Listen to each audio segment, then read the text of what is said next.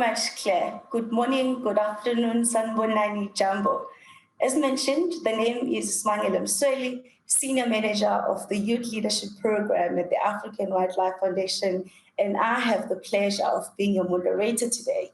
In a world where conservation and development are seen as competitive objectives, current biodiversity investments aren't as effective as they could be.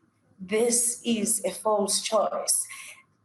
Services that we receive from ecosystems underpin our existence, political stability, and economic prosperity. So continuing to invest in Africa as if conservation and development are competing is going to continue leading in the loss of species and degradation of habitats. Today, we're having this session to unpack perspective, priorities, and approaches on how do we begin to ensure that wildlife and wildlands thrive in modern Africa.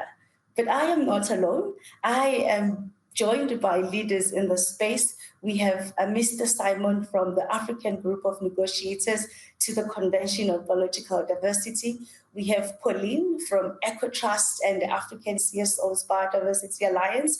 And lastly but not least, we have Chrysula, who is the member of the European Parliament.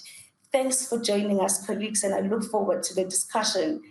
So to ensure that you, the viewers, are able to engage with us today, we have the Slido platform where you'll be able to respond to some of the questions we pose, but also ask your own questions.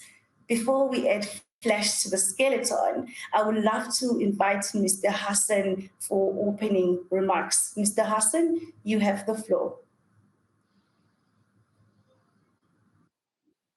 Sorry. Thank you so much. I can see Mr. Hassan is currently not here. So we will jump closer already into it. Simon, up until recently, you've been the chair of the African Group of Negotiators on the CBD, and you continue to play a very crucial role in the negotiations in the post-2020.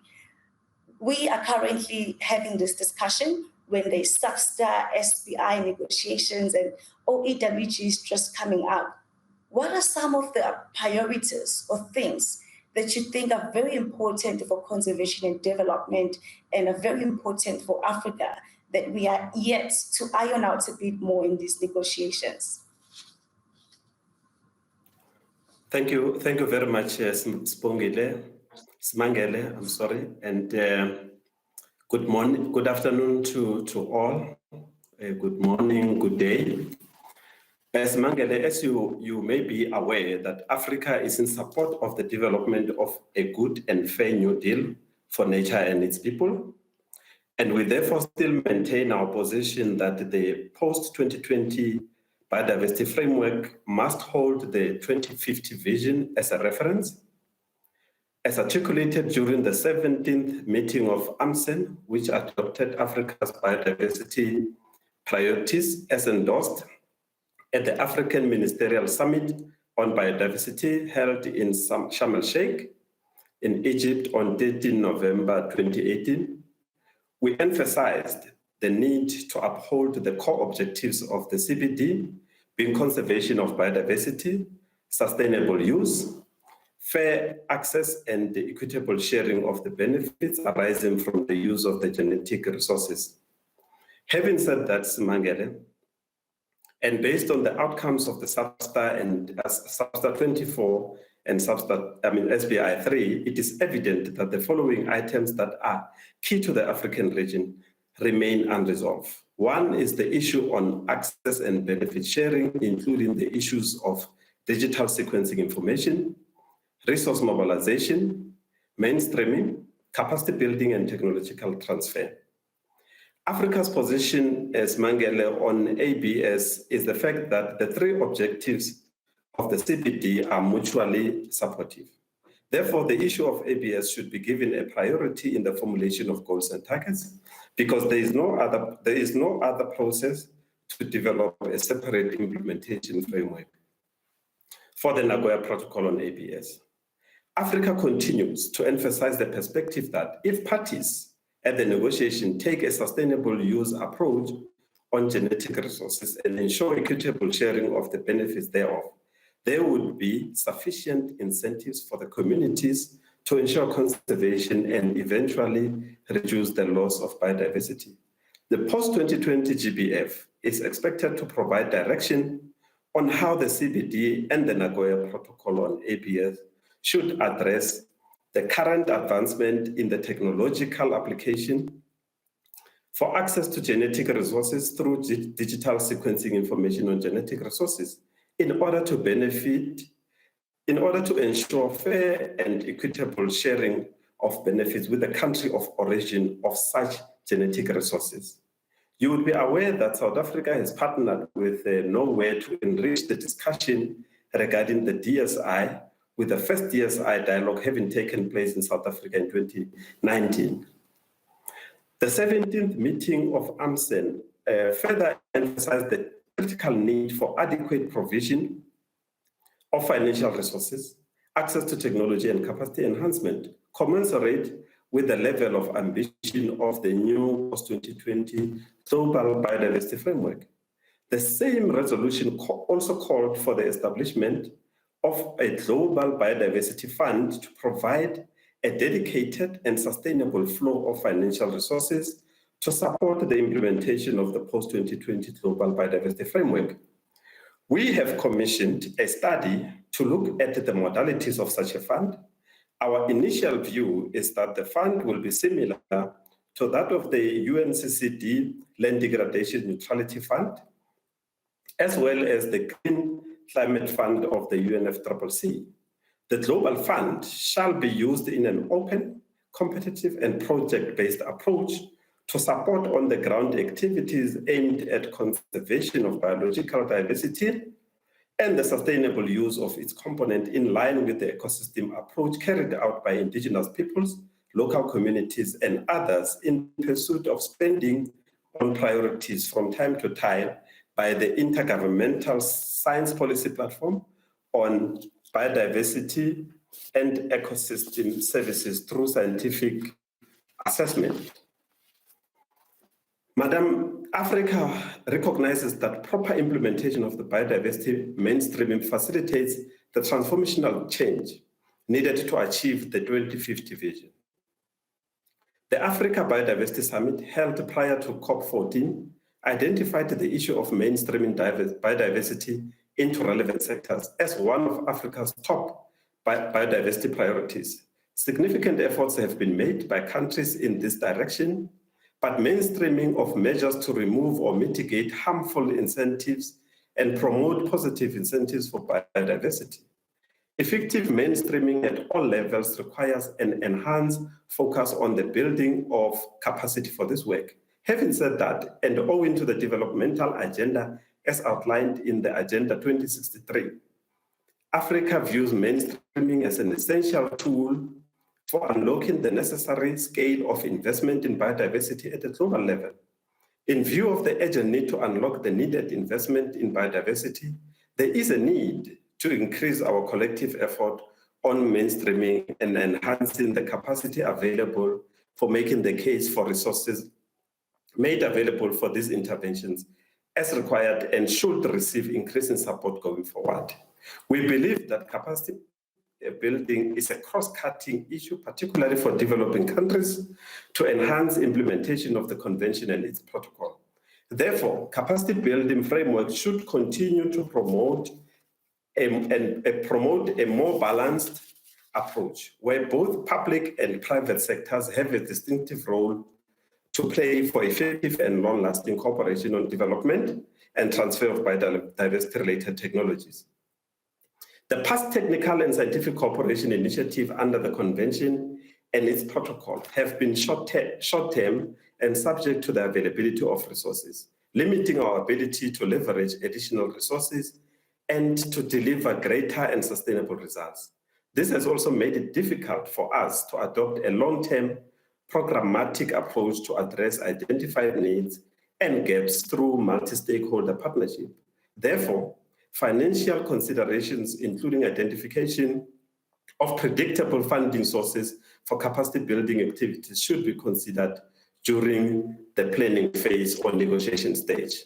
In conclusion, Madam Simangele, it is Africa's view that the current level of ambition for conserving biodiversity and using it sustainably is clearly not sufficient, and failure to raise adequate resources for effective implementation of the ambitious GBF will significantly have global economic impacts, not only to the current generation, but for future generations. Thank you very much. So much, Simon, for articulating those positions on access and profit sharing, DSI, funding mechanisms, as well as mainstreaming and capacity building. One of the points you mentioned was the need to mobilize resources and make sure that they get where it matters. Leading up to this, I'll move over to you, Pauline. How do global trade and consumption patterns influence whether or not resources are mobilized into conservation and that they get where it matters the most? Thank you very much, Mangele. Thank you very much for having me on this platform. I work with an organization that has dedicated all its innovations in trying to mobilize resources and delivering them where it matters.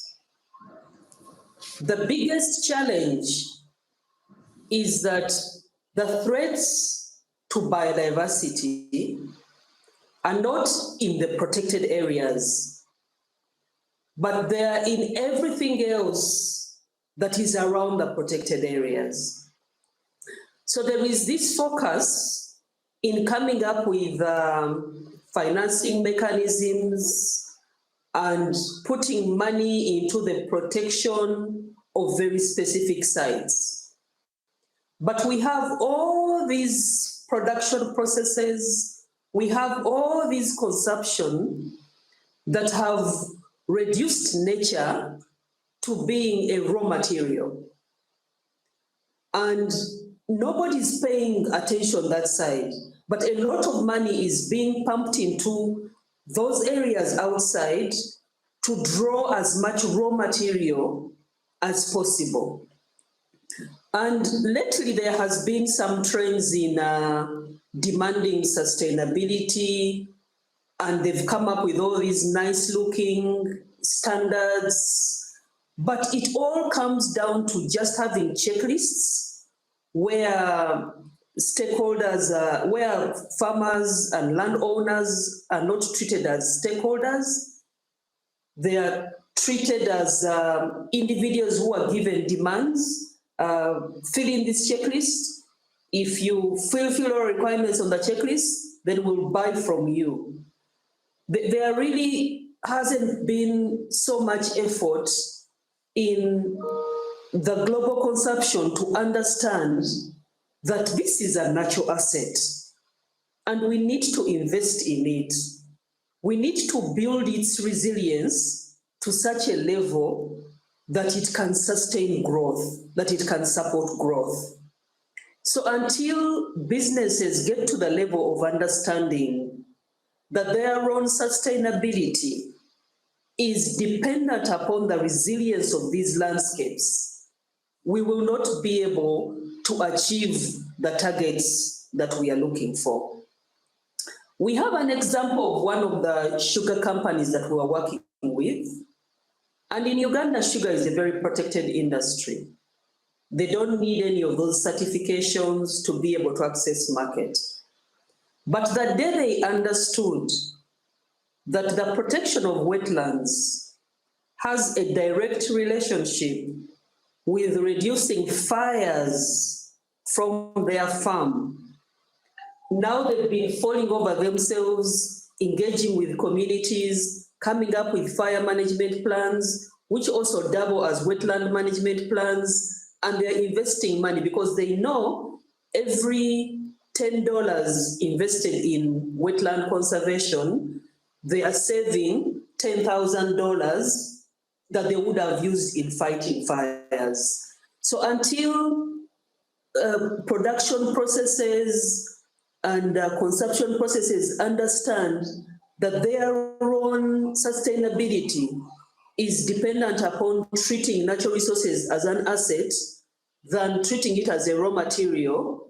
Until they understand that their sustainability depends on that, we may struggle to be able to mobilize resources to invest in some of these assets. Thank you very much.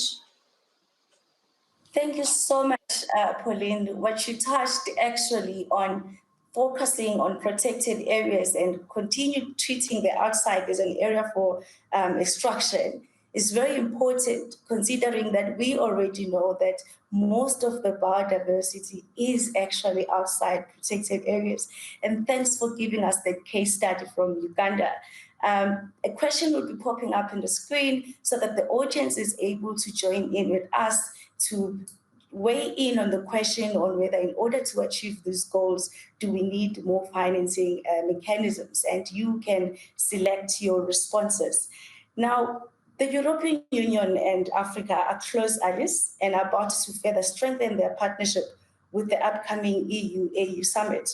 At the same time, Europe has adopted the European Green Deal, and we are keen to hear how will this European Green Deal influence the partnership between our two continents, especially for biodiversity and conservation and development. You have the floor, Priscilla.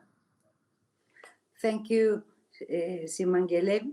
First of all, I would like to thank Mr. Kadu Sebunya and the African Wildlife Foundation for the invitation to participate in this interesting discussion. I would like to address an element that will greatly influence cooperation between our two continents and the multilateral system more generally. The pandemic, as we saw, showed to us how we are interconnected. And we saw that the human beings and the nature converse. And this is today evident to everybody. That's why it is, I think that the title of this session is particularly well chosen.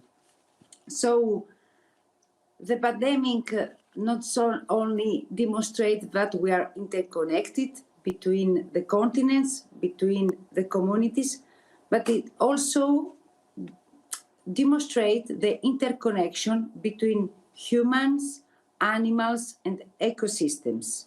One Health, we start to say, it is a new concept that we use everywhere today. I'm particularly pleased to be talking to you today because I'm convinced that this post-COVID green recovery that we all want to see will open a new chapter in the partnership between our two continents, between Europe and Africa. As a rapporteur of the European Parliament for the new Africa-EU strategy, I continue to advocate that the new partnership between our continents should place human development at the heart of this partnership. This human development is closely linked to the protection of the planet around us and the ecosystems on which we depend, and the European Green Deal has a key role to play. This European Green Deal aims to give to Europe a sustainable economic model and to make it the first climate-neutral continent in the world. But it aims at the necessary reconciliation between growth and resource conservation, like, for example, circular economy, renewable energy, bringing together social, economic, and ecological interests is at first sight a difficult task because it does not correspond to the growth models we know in Europe and not only in Europe. But we are only just beginning to discover all the new opportunities that are open to us when we decide to radically change our way of doing things. I remember that as soon as this Green Deal was presented in 2019, I was directly interested in its external dimension, more precisely in the way we were going to involve Africa in this ambitious project, in particular through the Natural Africa Initiative. Because I'm convinced, and the Europeans are convinced, that Africa is our best ally, is our neighbor, and of course our key partner for all the challenges of our time, including the green transition. Of course, we need a global approach. And of course, I'm happy that the United States now is in the Paris Agreement. But I'm convinced that it is in Africa that the green revolution will manifest itself most spectacularly, and the opportunities for collaboration between our continents are without limits. So, with its incredible natural heritage to protect, the dynamism, as somebody said, of its youth, and this attraction for digital, innovative tools, Africa is the continent of solution. There will not be Green Deal without Africa. So, as a reporter, I advocate the adoption of a European Union and Africa Union Green Pact that should be enabled in the framework of the Africa-EU partnership.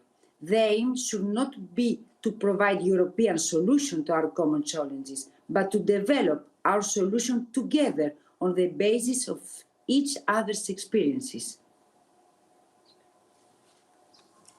Thank you so much, and thanks for articulating your perspective on how the European Green Deal can contribute to the discussion we're having regarding Africa. I would love to go back to you, actually, Christula, on that to unpack a bit more. So building on your reflection, how is the landscape approach understood in the cooperation between Africa and Europe? Thank you. This approach, this landscape approach, provides a framework for conservation cooperation between our continents. And it allows an interconnected approach to the SDGs. The EU's approach to our partners in Africa must be guided by one principle, that of cooperating on concrete projects that allow for simultaneous progress on several SDGs and thus align development and conservation objectives. The EU is already cooperating with the Africa continent on many projects that combine conservation and sustainable economic development. I'm thinking in particular of the Great Green Wall, a project that President Macron honored at the One Planet Summit. So another key aspect of the landscape approach is that it promotes inclusive participation of all stakeholders, and this is what the EU should encourage through the Natural Africa Initiative. It is very important that local actors, and especially indigenous people, have to be at the heart of the implementation and of the monitoring of the measures taken. Indigenous people are estimated to make up only 5% of the world's population, but they protect 80% of our planet's biodiversity. So I want also to stress the need to involve women and young people in the decision-making process, especially at local level. Women, because we know their role in Africa. They have a special role in the agriculture sector and in the management of natural resources. They represent a huge part of the agricultural workforce. They collect water, wood, and so many other things. So they are, in the same time, the first witnesses of the consequences of poor natural resource management and also the first victims. Let's take the example of firewood. Supporting clean cooking would, among other things, help fight deforestation, and decrease women empowerment and safety. We must trust them because they must be helped to make their voices heard in the decision-making process. But also young people. We need to raise awareness and foster a sense of ownership. I'm very happy to be able to talk to African youth on a regular basis. As a young generation, they are aware of their current ecological challenges and of the consequences of unsustainable resources management. And as Africans, they are extremely proud of the natural heritage of their continent. In Europe, we have Natura 2000, the world's largest network of protected area. I think that one of the priorities of our partnership should be to allow to young European and young Africans to talk to each other, to exchange around common projects on biodiversity. We have to allow them to make exchanges programs in the protected areas of the two continents, for example.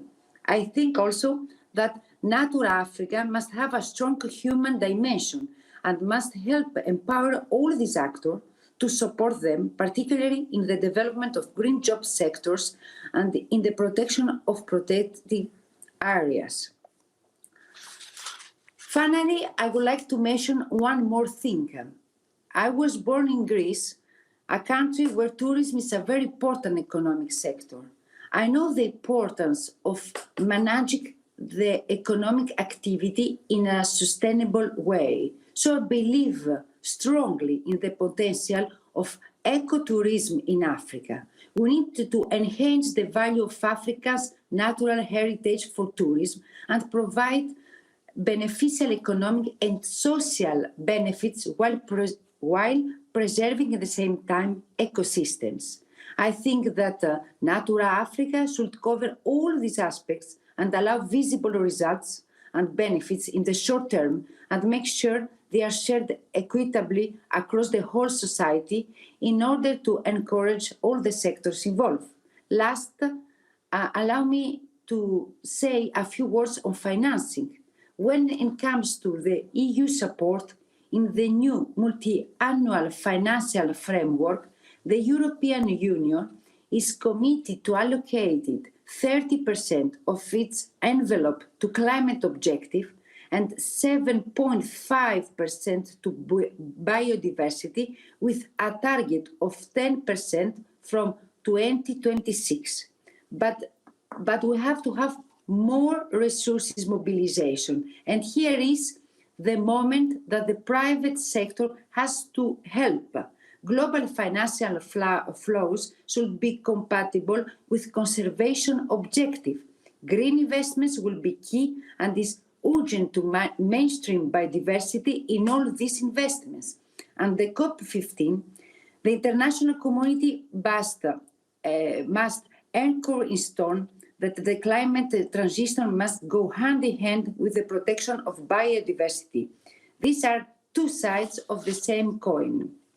I'd like to say that we must make sure that an increasing part of green investments produce co-benefits for biodiversity. We need to understand something. Biodiversity is like, we can say, if I allow, it's like gender. It is not something to be added to tick the box when everything is done. The opposite. We need to include biodiversity from the conception when we design the policies, and all the involved actors, the public, the private sector, the development banks, should work in complementary way on a biodiversity strategy with clear standards and targets. So I'm confident that this renewed EU-Africa partnership will address this financing issue and provide the necessary high-level political commitment. Thank you so much. And I would love to repeat a line you said, that biodiversity should not just be considered as a tick box, but must be considered at the planning phase of everything and at the policy making level. I would love also to recognize that Mr. Hassan from the African Union has joined us and will be giving us closing remarks later on. Simon, we've heard the perspectives from Priscilla. I would love to move to your side as you work in African landscapes and you've worked there for years. On your own understanding and perspectives, how is the landscape approach understood between Africa and Europe, and what are the priority areas? Thank you very much, Simangele, and thanks very much to the EU for that detailed response to this question on the landscape. The decline of biodiversity is one of the most urgent problems facing humanity. Africa, as a nature-based economy, its people depends on biodiversity for livelihoods. Therefore, we consider sustainable use as an effective tool to combat poverty and to achieve sustainable development by supporting the implementation of the 2030 Sustainable Development Agenda and its goals. This is reflected in the 2050 vision. The sustainable use approach is linked and contribute to the implementation of the AU Agenda 2063, of which one of its priorities is a prosperous Africa based on inclusive growth and sustainable development, which then agrees with what the EU has been saying, that we need to have an inclusive growth that includes both the youth, the communities, especially those that live adjacent to the protected areas.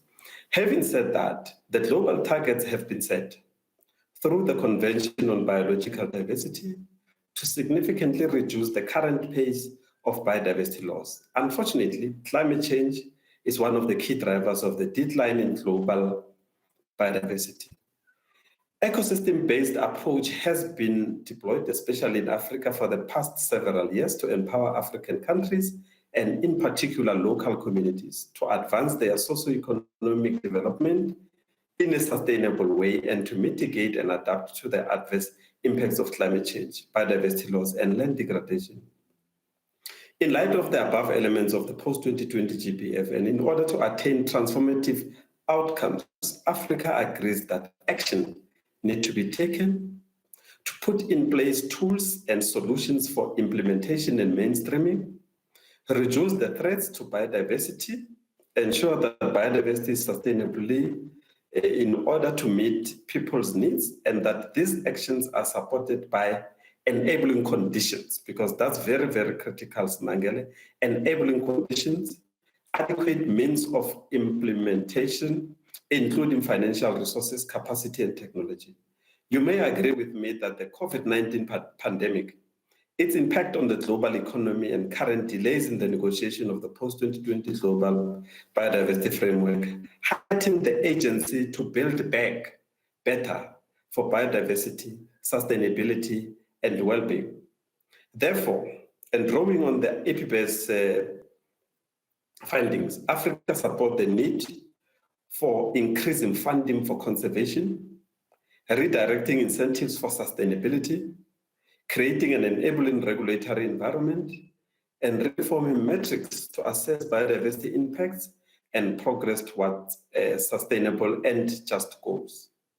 Africa has a strong developmental agenda for the future we want, and therefore it is important to balance the strong economic growth with minimizing environmental consequences that may have effect in realizing the vision of the GBF. And the Agenda 2063, since Africa depends on ecosystems, goods and services for livelihoods. Finally, I would like to mention the issue that the Green Deal, I'm well informed that was actually tabled at the previous EU-AU summit.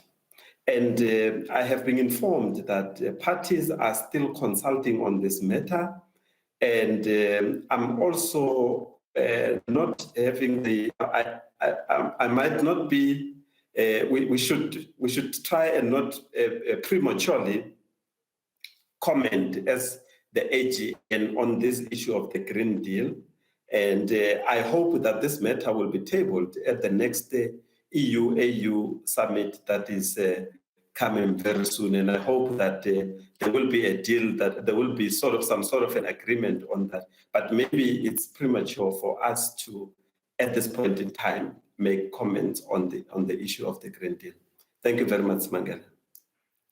Thank you so much, Simon, and for reminding us that the discussion on the Green Deal goes beyond this platform, and there is, of course, another upcoming platform where it's going to be engaged on, and we're looking forward to those platforms as well. Now we have the question.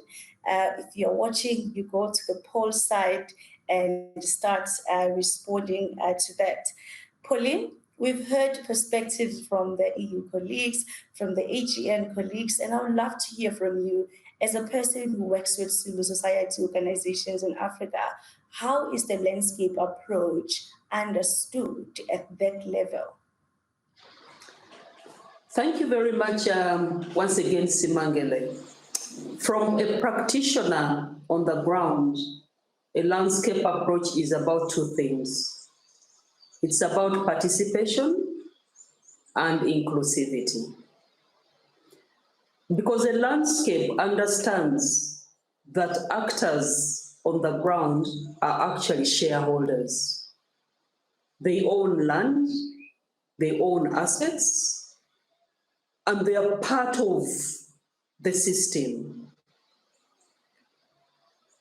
So where we have had meaningful results in a landscape approach, those have been circumstances where there is a genuine interest in the participation of the local communities and indigenous peoples as shareholders, where a common understanding of risk is understood, and then together with all the different stakeholders, a common vision on how risk is going to be addressed is developed, whereby there is a very concerted effort to identify investment opportunities. That, okay, now we want sustainable water supply for agriculture, for mining, for whatever else is happening,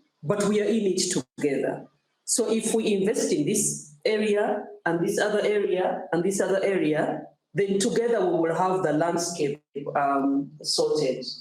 But then because everybody owns a piece of the landscape, so everybody is required to make their contribution. But now this is a very long-term investment. You're requiring smallholders to transform their investment horizons from a short-term seasonal-based crop growing system to thinking about sustainable water harvesting, the growing of trees to strengthen a corridor, a wildlife corridor over there. So they need to be a commensurate long-term financing mechanism. And from our perspective, we have been able to pull it off when each investment opportunity is linked to a financing mechanism that is related to it. You have public financing, maybe focusing on the protected areas and what have you. Then you have private sector investing in the sustainable agricultural practices. Then you have the offsetters, the buyers of the products, conducting a footprint of their processes, and then they convert that footprint into maybe carbon credits or watershed credits, and then convert that into money, and then performance-based payments. So you find there is a blended financing model that is targeting different stages of this investment in this asset called a landscape. So we have had those cases, but they are all based on a common understanding of risk, investing in building trust, and then a very clear common vision on where the investments are required, and who is benefiting from those investments, and whoever is benefiting from the investments made to contribute to those investments. Thank you very much. Thank you so much, Pauline. We have a question that came from the audience. I will just mention it here, but we'll take it offline with colleagues due to time, and our team will be able to post it on social media, the response. So the question was, how will incorporating biodiversity as a foundational issue affect EU-AU trade negotiations? And we'll take it up later. Seeming that we've come to the end, and of course it's been a very interesting discussion, but we need to sum up. There is a perception that biodiversity and conservation are competing. We need to do things differently. I would love to move to each speaker to give me one thing that you think is priority for you. Pauline, I'll start on your side. Thank you very much, Simangele. The proper targeting of the financing suitable to that particular stage of the investment horizon is one of the things that we need to do. There is a financing that optimizes each stage of investment the best. And we need to learn to layer those financings to focus on where we get the best leverage. Thank you. Thank you so much, Pauline. Chrysula, I move over to your side. What is that one thing? For me, the most important element, it is about the cooperation that we have to have, because Africa and Europe, when we do together, we have the capacity to influence the destiny of the whole world. For example, on climate, as you said, and the biodiversity, we have the possibility to make a real difference in the multilateral system. I'm thinking of COP26 in Glasgow, but also above all of COP15. If we work together and we can push the rest of the world to adopt the most ambitious framework possible to protect the biodiversity of our planet. And I'm convinced that Africa is the continent of solution to the challenges of the 21st century.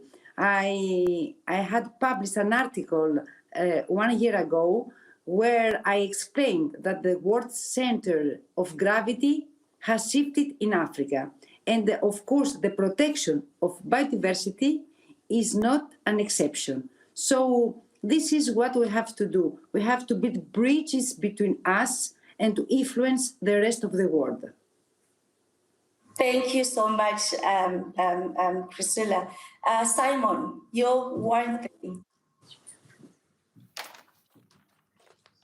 Thank you very much, Simangele. I think if you look at the panel of experts report, it has informed us that one of the reasons for the 2011-2020 strategic plan objectives not being met was as a result of the lack of resources as one of the reasons. We therefore need new and additional resources to be able to achieve the objectives of the CBD. If we are going to only just develop an ambitious GBF without putting the commensurate resources to make sure that we are able to implement, it will be a waste of our energy having put that GBF together. We therefore call for new and additional resources that should be pumped into biodiversity so that we are then able to achieve the objectives of biodiversity. Thank you. Thank you so much. Mr. Hassan, are you still here? And thanks for touching on the points of cooperation and funding, and give to Mr. Hassan to close the session, if he's still here.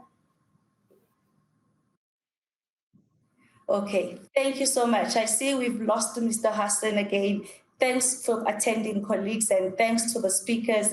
Back to the studio, Claire.